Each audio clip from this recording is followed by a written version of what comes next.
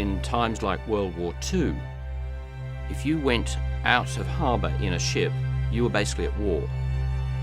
You always had the sea to consider, which was an enemy in itself, but in addition to that, you can get attacked at any time, from under the water, on the water, or over the water. It isn't the same as the idea that you can put land forces into a combat zone and then withdraw them. I think the most difficult thing to do must be close combat on land, and that is intense in a way that almost nothing else is. But naval warfare can be very intense, but it's also more unremitting.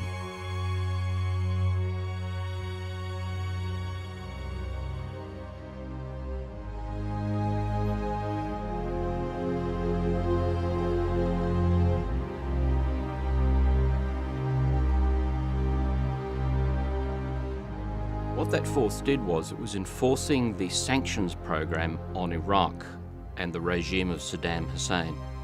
And it had two key roles. One was to ensure that nothing went into Iraq that breached the restrictions on arms, in particular weapons and materials that could be made up into weapons of mass destruction going into Iraq, but also to ensure that Iraq wasn't earning funds which weren't basically authorised and approved by the United Nations.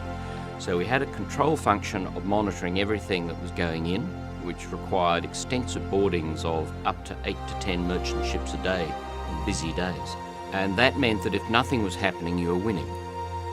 And that's really one of the things that often people don't understand about what navies do and how they operate. Sometimes it's the absence of events that means you're being successful.